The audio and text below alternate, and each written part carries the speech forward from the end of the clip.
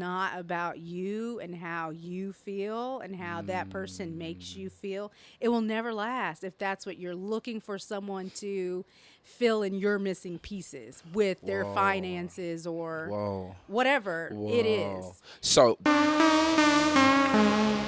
than just a barber. Trying to show them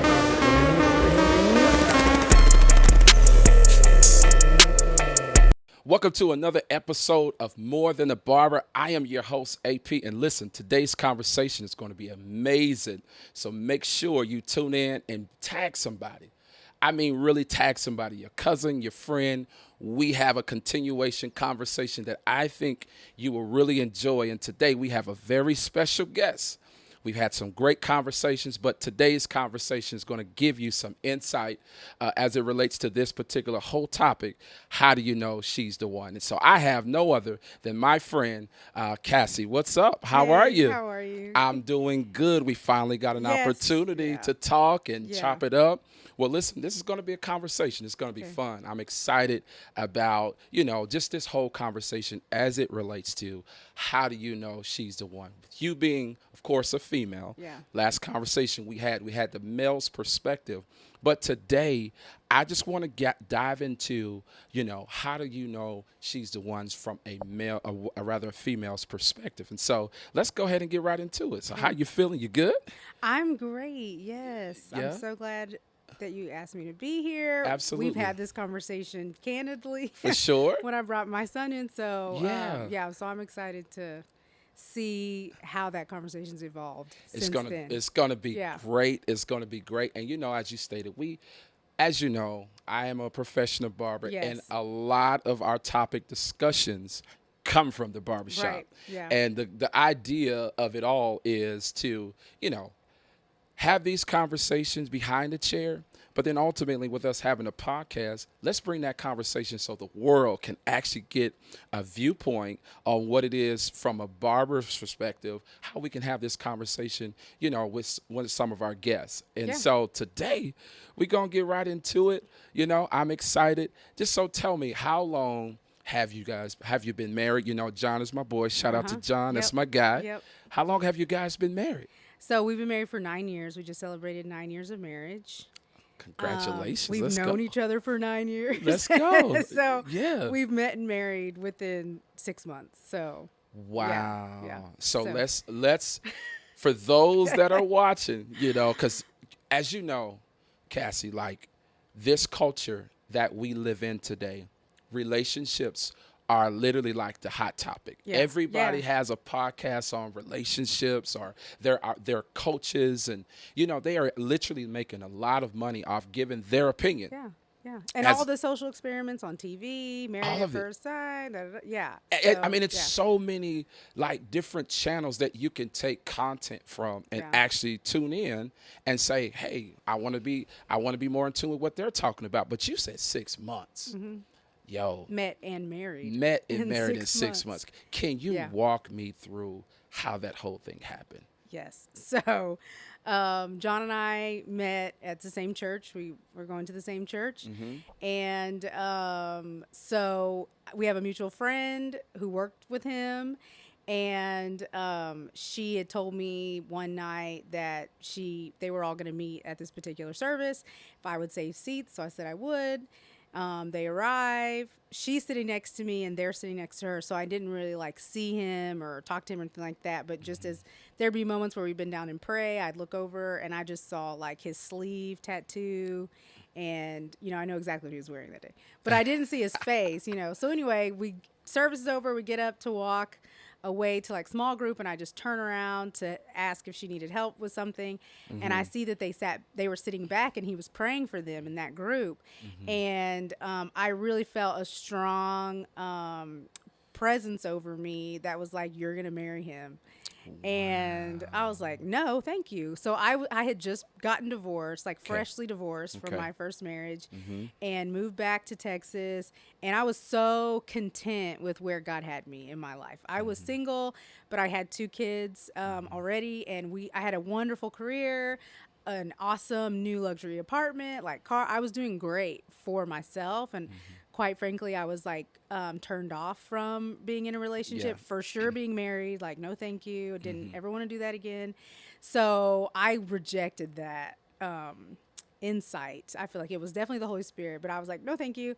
And so but I wanted to also be like semi obedient to that. And so I shared it with our mutual friend. I go, don't tell him I said this because I know you guys work together, but this is what I felt. And so, like, pray with me through that because I don't want that. And so she's like, okay, I promise I won't say anything. Well, the next day I get a call from her and she's like, he noticed you too and really wants your number. And I was like, no, tell him no. So she's like, okay. And I was like, I know you told him. She's like, I didn't, I promise. Yeah. Because my past is, I felt much like I'm on a shelf at a meat market somewhere. Wow. So if any guy knew I was interested in them in the slightest, then it was automatically like, oh, I want to get with her, Yeah. And there wasn't just like a let me Yeah. get to know her type of thing. So I really didn't want him to know I had that premonition or whatever at all, because I didn't want his intentions to be bad. So anyway, she swore she didn't tell him. The next day, same thing. Next day, same thing. I'm saying no, no, no, no, no the whole time. Well, I'm getting ready to go out of town. So I was like, okay, fine. There's nothing wrong with texting or talking to somebody. So she gave him my phone number, and then I was out of town. I went to Houston. The whole weekend we're talking and texting the entire time. The entire time. So I have a 4-hour drive home. We're on the phone talking, and he's like, hey, when you get in town, do you want to meet up to eat? And so I was like, okay, sure. And we met up to eat. I walk in, I'm looking around, and I don't know. And then someone walks up to me, and this Asian dude, and he's like, are you Cassie? And I go, yeah. And he's like, I'm John. I was like, oh, hi. Like I Right. had no idea who I was looking for. Right. Anyway, Wow. so we laid all of our cards on the table. He was previously married, also recently divorced. Yeah. And I was like, I really don't want to date anybody. I'm not Sure. interested in that. I'm not interested in marrying anybody. Yeah. But, our conversation just over that week was just so incredible. And I had really struggled a lot with not feeling valued or feeling like leftovers. I was already married. I have 2 kids. Yeah. And his story and like his testimony made me feel white as snow. Like I was like, oh, Wow. well, he just Like I'm good. yeah, Yeah. like he made me feel Yeah. seen and not, judged. Like, so it was just, I could be comfortable with him immediately, Yeah. and I didn't have to feel ashamed talking to him or talking about my past. Absolutely. And so after that one date, we were like, okay, I'm going to go to my perspective accountability group and women I trust. And he agreed to do the same. And let's just talk to them and see what they think. What's the wisest thing to do right now in this time of our lives? So we did that, got back together about two or 3 days later. We're like, yeah, they're all for it, as long as we keep in groups and are transparent about it all. Anyway, we fell in love really fast. We laugh a lot. We joke a lot. He's from New York. And one thing I've always said that, like, I want someone who's like a businessman and smart and funny, but I can't have like a cookie cutter guy. I need somebody's a little hood, like who has a past, someone who's a little rough around the edges. Yeah. And yeah. I mean, he's all those things. Yeah. But, I was still really hesitant to the idea of like committing.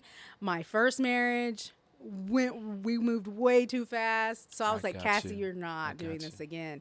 But I just feel like I took a lot more wiser steps, like met his family, met his sisters, knew what those relationships were like. And just, he had a lot of people around him that could be a character witness to who he was and what God had done in his life and who he is now.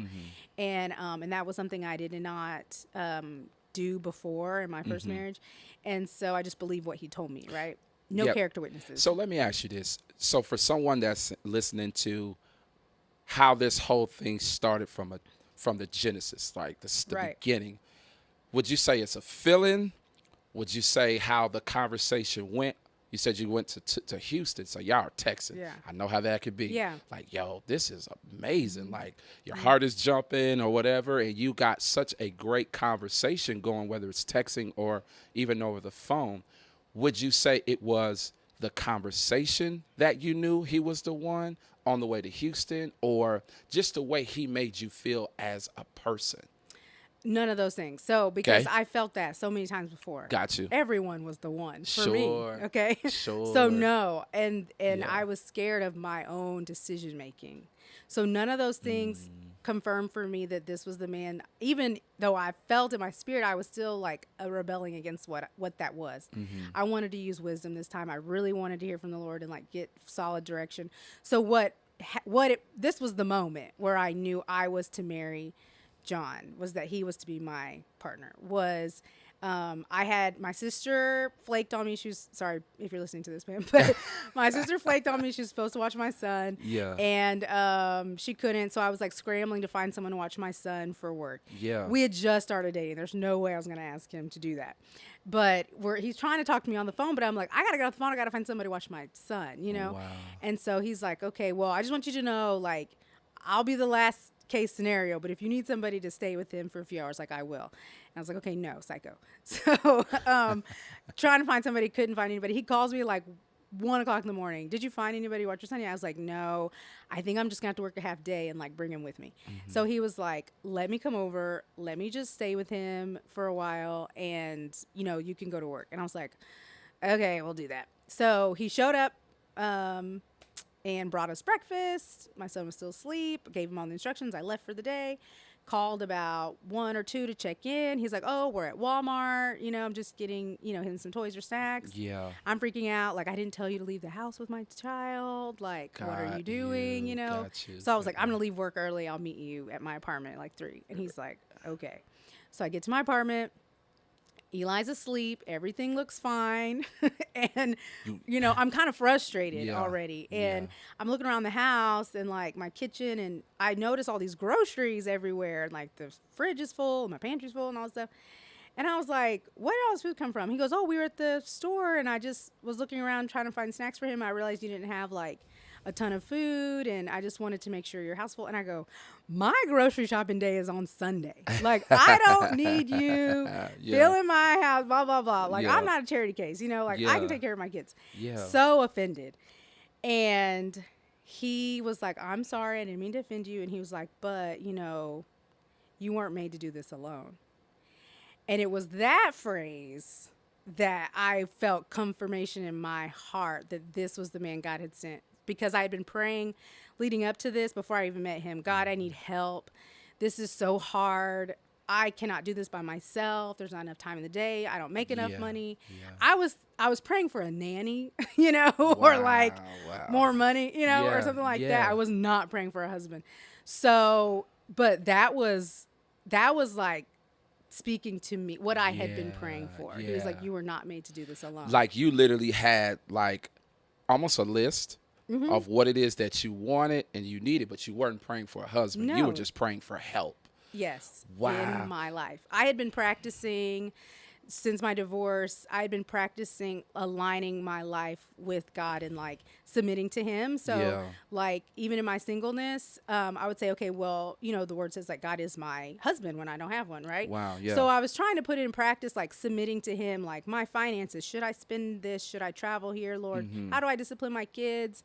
Like, should I take this job? So I was trying to practice this submission to the Lord, right? Got you. And so I didn't know God was preparing me to submit to a husband again, And so, but he for real was, when now I look back on it. Yeah. So what would you say? Because, like listening to what you shared, I know a lot of times when I ask women these particular questions, roles play a part in this conversation. Finance play a part in this conversation. So, you have this narrative that he has to make a certain amount of money. He has to be in the 6-figure club. And I'm trying to figure out, I get the financial structure is important to a marriage, to a relationship, if that's, the way that they're going, the direction that they're going. But I guess where I'm getting lost at is like, why are we in this conundrum, if you will, in our culture where it has to be these particular guidelines in order for a single woman who, let's just be real, she need a man. If he don't match this criteria, he don't fit what it is that she wants, and he's not the one. Why do you feel like women, from a woman's perspective, are in that headspace? Is it media? Is it culture? Is it where they come from? Like, I think I've seen a lot of women miss out on a lot of good opportunities because they are in this, I call it delulu. What's your thoughts on that? Yeah. So it's so interesting because we talk to our daughters about, if they don't treat you like daddy treats mommy, Yeah. don't waste your time. I agree. If they can't get you what daddy gets you, like, don't waste your time.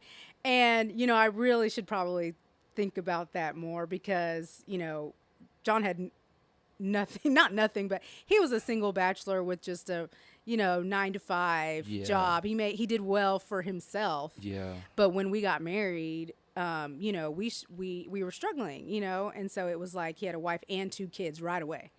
And so, and I don't want to say if I was smarter, I would have been like, I need somebody who makes more money. But because it was more of a spiritual thing, it wasn't, it wasn't feelings. It wasn't, so, but what I'll say, why I feel like that is such a prominent thing, like thought process happening right now, is yes, because of our culture, where, especially in the United States, we have an overconsumption mentality. So if someone can't provide us materialistic things, then, then that's a no-go. And so I feel like that is really a testament to their maturity. But also I think that that's telling of like the success or failure of what that relationship or their past relationships have looked like in the beginning. Because I will tell you now that marriage is not about you and how you feel and how that person makes you feel. It will never last if that's what you're looking for, someone to fill in your missing pieces with their finances or whatever it is. So missing pieces, let's unpack that. Yeah. Do you think that a lot of what we see today is that people just want relationships based on where they are in their life? You said it, you pray for a nanny, but God gave you a husband. Yeah. Right? Yeah. So do you think that different ones are literally only wanting a relationship because they need help? They need to fill these particular voids? Is that what I'm hearing? I just want to unpack that because I think it's important. That's where people's desires for a husband or a wife come from, is because they feel like something's missing in their life. Is that from a woman's perspective? I feel like that's from a woman's perspective. My first marriage, I will say for sure, I just wanted someone to pick me. Choose me. I came from a broken home. Yeah. My dad chose his ladies and drugs over our family, and that's how that made me feel, was when my parents got divorced, was my dad, whom I loved, chose himself, so I lived my days from that point forward romantically looking for someone to choose me, sacrifice all else and choose me. So when I met my first husband, he did. He was like, "You're my dream girl. You're everything I've ever wanted. Wow. You're exactly what I thought, someone I would marry. I want you, Wow. And he was he wasn't the first person to propose to me, but he was the first person to, like, everything kind of started going well after that. Got you. And so I married him. No questions, no ifs, ands, or buts. And there was a lot of red flags. He was very abusive, and there was a lot of red flags leading up to that. But I didn't care because he chose me, right? And I think that this is telling to the initial question is, how do you know that this person is the one? And I feel like ultimately you decide if that person is the one. You're going to decide, is that the one you're going to commit to? Based on what, though? What are you basing it on? Are you basing it on how they made you feel in the beginning? Because you said, I just wanted to be chose. Right. Like, I just pick me. Yeah. So that's what it was. He chose me. Therefore, he's the one I'm going to be faithful to and commit to, give children to, et cetera, et cetera. So it's so funny because you know, I watch a lot of these reality shows like Married at First Sight and Love is Blind and all those things. And I'm always analyzing them. And they're so intriguing to me because John and I met and married so soon. And so they are kind of in a similar dynamic. And I always like to see how those play out. Yeah. But I feel like at the end of the day, with every relationship that's failed or successful, the ones that fail, I'm like, they could work. They just have to decide to choose to stay and commit and work through it. But because they're so worried about what they're missing, what they're not giving me, what they don't have, how it's not fulfilling me, then they call it quits. So do you think that you have a lot of people who just want to quit based on the first thing that goes wrong or something that you feel? Because here's what I found. This is what I found. I found from a relationship standpoint in a marriage, let's say you got two people who are 25 years old. They're both 25 years old. They love each other. They're head over heels. I mean, their connection is, words can't convey how powerful this particular connection is, right? So they decide to get married. Boom, let's get married and let's build this life. And it's so evident that they love each other. But then as time progresses, there's kids, there's opportunities, they grow, right? What happens when one person evolves and the other person stays the same, right? And when they stay the same, it's like, yo, I'm still doing what I did when I met you, right? But this person evolves, and now you're looking at this 30-year-old version of this person, and you're still doing what you did at 25. How is that going to still work if this person is blossoming into something amazing, but you still have this person on the other side? It's like, yo, I'm still doing what I've been doing all this time. What's wrong? This how I got you. Yeah. So that's multifaceted. But so what I'll say to that is there is, for a woman, steadfastness equals security. Okay. And we want that. We love that. I want to Okay. know that.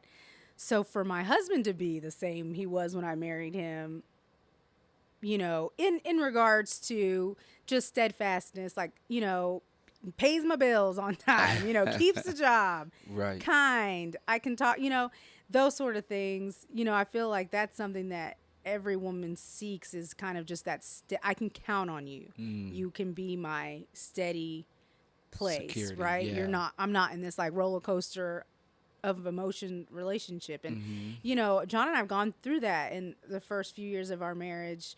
Oh, it was like I didn't know if the wind was going to blow to the left or to the right, what mood he was going to be in one day today, what mood I was going to be in day to day. I was pregnant the first like 3 years of our marriage. So he was like, you know, it was Right. just an emotional roller coaster. But when we met, I was 26, he was 38. We're 12 years apart. Okay. And so he was already pretty like knew who he was. He was a new believer also. And so there were some things he was still figuring out in that regard. But I, for sure, and he tells me this all the time, I have changed so much since we first got married. And he would say, like, we would have conversations early on, and he'd be like, oh, you're so mature, and I always forget that you're so young. And then you'll do or say something, and I'll remember, like, oh my gosh, she's so like, she's so stupid or immature or whatever, you know. Yeah. But one thing that I've loved the most about being married to John is that he, and our age difference, is that he has kind of been there, done that. He's had 12 years of life on me. And, you know, like I said, he's from New York. And so he's lived a much rougher life. I feel like very sheltered compared to his life. But he brings so much wisdom. And I feel like as a woman, I want to know my husband is wiser, you know, that he is consistent, that he's always like, John is the best advocate for us. So even like when I was having our kids in the hospital, and if the nurse would come in too many times, he's like, my wife needs to rest. I need you to not come in here. Or, you know, like I had someone to speak up for me. I wasn't always having to defend myself all the time. Yeah. I mean, and that's one thing I'm like, God, he knows that's supposed to be my man because me and Yeah. my I'm one of four, Yeah. one of five women daughters, Mm-hmm. and all we talk about this a lot. All we ever want is for a man to stand up for us, pursue us, take up for us, defend us. We're always having to do that for ourselves or our sisters or our mom coming to our rescue. Like, where are the men in our life that are supposed to guard us and protect us? And when I see those characteristics in John, it's not only just like that's the one for me, but like that's who God wanted me, designed me to be Yeah. with, and all women I feel like to be with. But is the man up for that? Here it is. This is the curveball in the conversation. I think that there is a lot of men up for it, but you have to think about where we are in the climate of our country when it comes to the area of relationship. I've had plenty of failed relationships, Same. and here's what I've learned in that. I think that there are more good men out there that's I believe that. up for the challenge. But I think that there is this narrative, and by no means am I against women, obviously. Right. But I think from what I'm seeing and hearing, even conversations in the barbershop, that men don't really have to chase the woman like they should. I believe in chasing. Right. And so there are some men that are up for the challenge, 100%. But the reality of it is, you guys have to give us that space to chase you. I agree. And I think that comes with that maturity that I'm talking about. Like a woman who, because even my 11-year-old son comes home every day telling me about Stacy, Sarah, and Jackie that are so aggressive with him and wanting it. I'm Right. like, Lord, that's just kind of Right. the culture we're in now, that Right. oftentimes the women are the aggressors. and 100%. so we don't even afford men the opportunity to be our defenders, protectors, or providers, because we're in a culture where I can provide for myself, I can defend myself. And that's great, if you are single and need to be those things. And, I could go spiritual and blah, blah, Right. blah. But Right. if you are truly seeking a man who is all of these things, you have to yield yourself to allow him to be that. So in our marriage, John and I are very dominant personalities. When I married him, I was fully independent. I don't need a man. I don't, and so, and he is a leader. Yeah. He is the head. Yeah. He is an alpha male, and I was Right. asterisk, an alpha female Yeah. until I met him. And this is the strangest comparison. And I never thought God would speak to me through the Trumps, but I was watching an interview with Melania Trump, and I think it was Barbara Walters, and she was asking her why is her and Donald's marriage lasted so long, because he's had so many failed, marriages, relationships in the past. What makes theirs different? And she said that in his past relationships, the other partner was also a celebrity or a star or some kind of, they were fighting for the spotlight all the time. And so that could never work. And early on, John and I were saying we're very dominant personalities. We had a power struggle a lot with our kids, with a lot of things, our businesses, who's the face of the business, Yeah. And Lord and behold, when I heard that interview, I was like, oh my gosh, I had to yield myself in certain areas of our life to allow him to thrive, because we cannot both be in charge or leading our home in certain areas at the same time. It just will never work. So are you saying that because roles Yeah. is a big thing, right? And if we say role to the wrong woman, she takes that as control. Right. She Yeah. has to take a seat back or step back or what have you. But are you saying, did the role shift in your marriage when you said, I had to allow him to lead? I had to, it would probably, I think I had to allow myself to not be in charge I had to so let me rephrase that. I had to allow myself to not be in charge and to create room for him to take his respective role in our home. He thrives under pressure. He thrives when I'm spending a lot of money and he's got to make up for it. If things are going well or I'm doing everything, for him, he doesn't thrive. He tends to fall into depression or gets real distracted by other things, and he struggles with anger, and I struggle with anxiety, and I feel like if I'm out of design for our marriage,